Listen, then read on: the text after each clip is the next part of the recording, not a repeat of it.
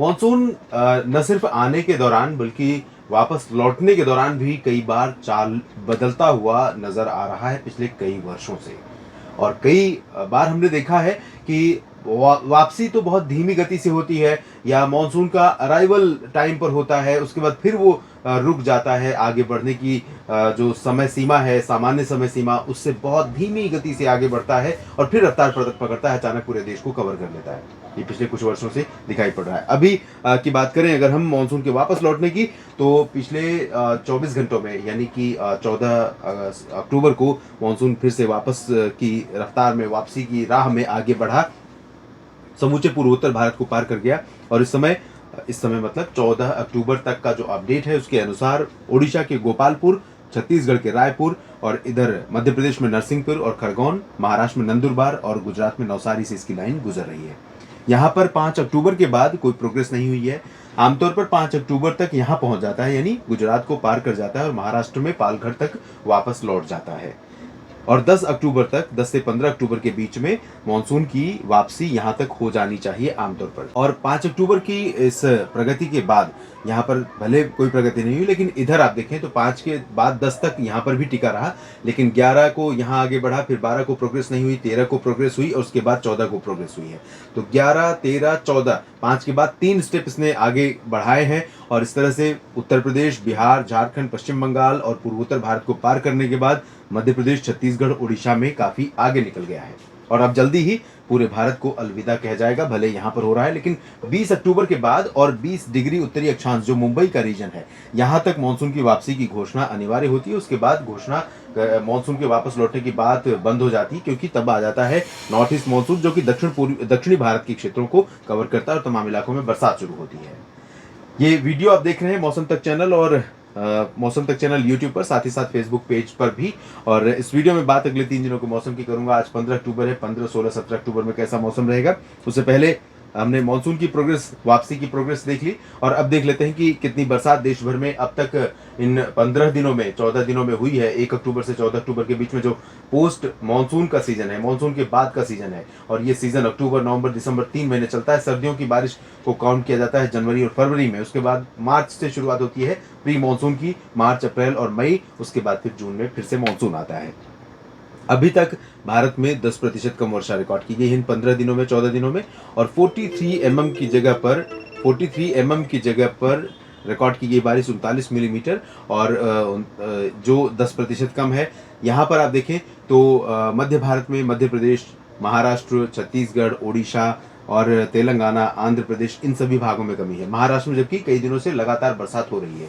और इसके अलावा झारखंड, पश्चिम बंगाल, बिहार, उत्तर प्रदेश, मध्य प्रदेश के बाद इधर राजस्थान, हरियाणा, पंजाब, चंडीगढ़, दिल्ली, उत्तराखंड, हिमाचल, जम्मू कश्मीर, गिलगित बाल्टिस्तान, मुजफ्फराबाद, इन सभी भागों में कमी रही है।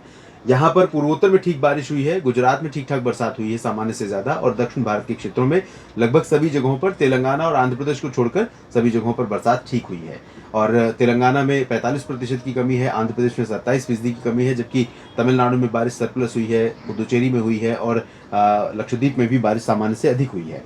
और इस समय एक निम्न दबाव का क्षेत्र बंगाल की खाड़ी पर डेवलप हुआ है, जो पश्चिमी दिशा में, उत्तर पश्चिमी दिशा में आगे बढ़ना शुरू कर चुका है। और जो अरब सागर में सिस्टम था, उसका प्रभाव भारत के ऊपर से आज से कम हो जाएगा। जो गुजरात, राजस्थान, महाराष्ट्र के तटीय क्षेत्रों पर इसके प्रभाव से बरसात हो रही थी, उसमें अब कमी आनी शुरू हो गई है। और अब इस सिस्टम के प्रभाव से देश के कई राज्यों में बरसात होगी। आने वाले दिनों में भारत के कई राज्यों पर इसका असर हमें दिखाई पड़ेगा, कई राज्यों के मौसम पर। तो ये सिस्टम भारत के तटों के बेहद करीब है, श्रीलंका के उत्तर में है, चलते तमिलनाडु के तटों पर और आंध्र प्रदेश के दक्षिणी तटीय क्षेत्रों में कई जगहों पर मध्यम से भारी वर्षा हो सकती है आज। और साथ ही आंतरिक तमिलनाडु और कर्नाटक के दक्षिणी आंतरिक इलाके, तटीय क्षेत्र और महाराष्ट्र के कोंकण, गोवा में कई जगहों पर व्यापक वर्षा होगी। तेलंगाना और आंध्र प्रदेश का रायलसीमा या उत्तरी तटीय क्षेत्र और उत्तरी आंतरिक कर्नाटक का जो रीजन है, इन भागों में भी बरसात की उम्मीदें हैं, लेकिन इंटेंसिटी यहाँ पर वैसी नहीं होगी जैसे साउथ इंटीरियर कर्नाटक या केरल और लक्षद्वीप और तमिलनाडु में, लक्षद्वीप तमिलनाडु में संभावित है। महाराष्ट्र में विदर्भ और मराठवाड़ा में भी बारिश की इंटेंसिटी कम हो जाएगी, लेकिन कोंकण, गोवा और एडजॉइनिंग मध्य महाराष्ट्र का जो रीजन है, नासिक, पुणे और नंदुरबार से लेकर के नीचे सांगली, सतारा, कोल्हापुर, सिंधुदुर्ग, रत्नागिरी, रायगढ़ और आसपास का रीजन है, इन भागों में कई जगहों पर वर्षा जारी रहेगी। मुंबई और पालघर के रीजन में इंटेंसिटी ज़्यादा नहीं रहेगी और नागपुर तथा नागपुर से लेकर के नीचे भंडारा, गोंदिया, चंद्रपुर, गढ़चिरौली, यहाँ पर भी बरसात में कमी आ रही है। लेकिन दक्षिण पूर्वी गुजरात के रीजन में और सौराष्ट्र के तटीय क्षेत्रों में कुछ स्थानों पर वर्षा जारी रहेगी।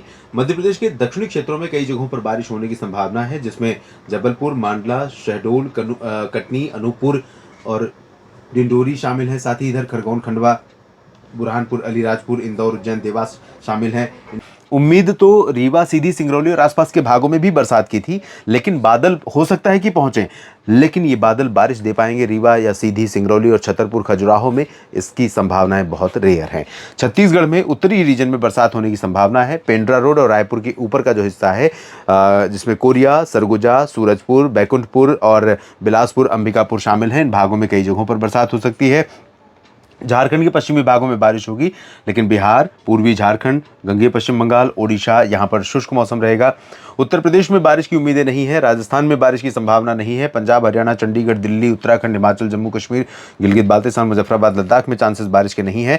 और पूर्वोत्तर भारत में अरुणाचल प्रदेश, असम, मेघालय तथा नागालैंड में कुछ स्थानों पर हल्की वर्षा हो सकती है। ये आज की बात हो गई। और कल की बात करते हैं, कल यानी कि 16 अक्टूबर की। तो 16 अक्टूबर को उत्तर भारत के पहाड़ों के करीब से एक WD गुजर रहा है, जो कि बहुत कम प्रभावी है और इसी के कारण इसका असर भी बहुत कम है, चाहे वो उत्तरी पाकिस्तान हो या उत्तरी अफगानिस्तान या फिर western Himalayan region, Gilgit Baltistan, Muzaffarabad से लेकर लद्दाख, जम्मू कश्मीर का।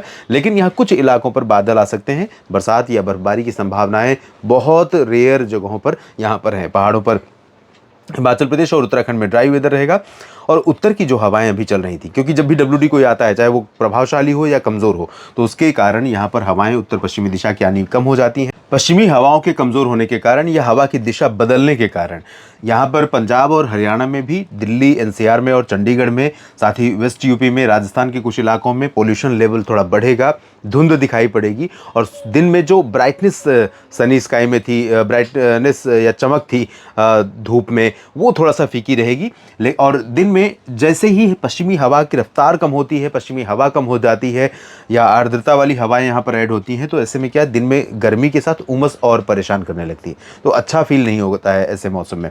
तो कल आपको थोड़ा सा कम ठीक लगेगा। यहाँ पर बिहार और मध्य प्रदेश, राजस्थान, गुजरात में भी यही हाल रहेगा। लेकिन बारिश यहाँ पर झारखंड और पश्चिम बंगाल के गंगेय क्षेत्रों, ओडिशा, छत्तीसगढ़ के कुछ इलाकों में बढ़ेगी, दक्षिणी मध्य प्रदेश में कम होती जाएगी। महाराष्ट्र और गुजरात के दक्षिणी पूर्वी रीजन में, महाराष्ट्र के तमाम इलाकों में बारिश जारी रहेगी, लेकिन बहुत भारी बारिश नहीं होगी। भारी बारिश होगी तमिलनाडु, पुदुचेरी में और केरल तथा दक्षिणी आंतरिक कर्नाटक और दक्षिणी तटीय आंध्र प्रदेश के भागों में।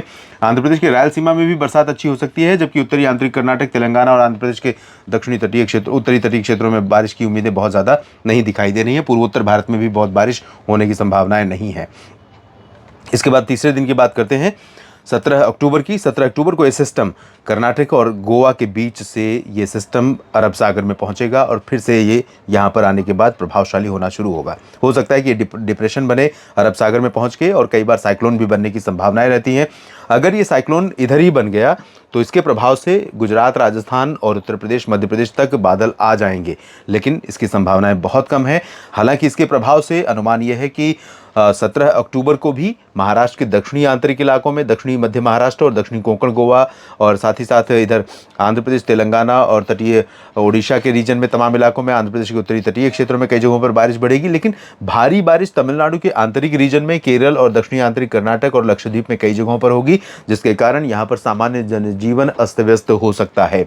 मध्य प्रदेश में दक्षिण पूर्वी रीजन में थोड़ी बहुत संभावना है। झारखंड और पश्चिम बंगाल के गंगेय क्षेत्रों के अलावा पूर्वोत्तर भारत में लाइट रेन होगी। बाकी बिहार, उत्तर प्रदेश, राजस्थान, पंजाब, हरियाणा, चंडीगढ़, दिल्ली, गुजरात, मध्य प्रदेश के अधिकांश भाग, पहाड़ी क्षेत्र, इन सभी भागों में मुख्यतः शुष्क मौसम रहेगा। और क्या क्या परिवर्तन होते रहेंगे दिन प्रतिदिन के मौसम में, इस पर मेरी नज़र लगातार बनी रहेगी और आपके साथ साझा करता रहूँगा जानकारियाँ। आपके अपडेट रहने के लिए आप मेरे साथ बस जुड़े रहिएगा फेसबुक पेज मौसम तक देवेंद्र त्रिपाठी पर, और साथ ही साथ यूट्यूब चैनल मौसम तक और न्यूज़ मीडिया मंच पर। आप सभी का मेरे साथ लगातार बने रहने के लिए दिल से शुक्रिया। और एक निवेदन करूंगा कि अगर आपने चैनल को सब्सक्राइब नहीं किया है तो ज़रूर कर लीजिए, ताकि वीडियो जब भी अपलोड करूँ आप तक पहुँचे, और जानकारी ठीक लगे तो वीडियो को लाइक और शेयर कीजिए। आप सभी का धन्यवाद।